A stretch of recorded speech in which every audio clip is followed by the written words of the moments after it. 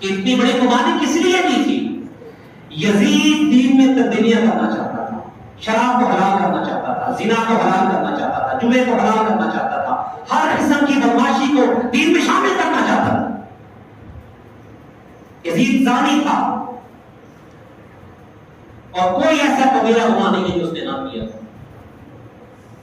کوئی محمد اور اس کے ہاتھ کے اوپر بیعت کر لیتے تو دین لٹ جاتا، دین کے درخنے آ جاتے، دین برباد ہو جاتا۔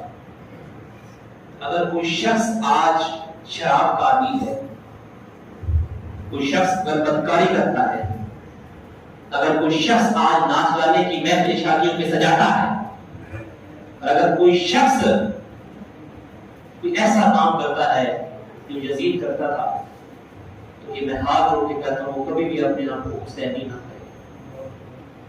حسین نے تو ان چیزوں کی وجہ سے یزید سے بیعت نہیں کی تھی، تو اگر اس امت کے اندر یہ چیزیں آ جائیں اور ان چیزوں کو اپنایا جائے جو یزید نے اپنائی تھی، تو پھر ہم اپنے آپ کو حسینی کہہ سکتے ہیں۔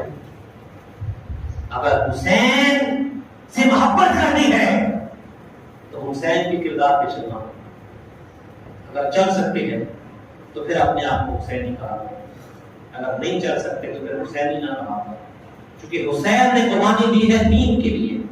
آج ہمارے پاس زندہ و جاوید دین موجود ہے، سب کچھ اصلی حالت میں موجود ہے، تو امام کے خون کا صدقہ ہے، امام کے خون کا صدقہ ہے۔ لا الہ پڑھنے والوں، لا الہ سے پوچھ لو، لا الہ تو بچ گیا، کر لٹ گیا شبیر، واہ ہوتا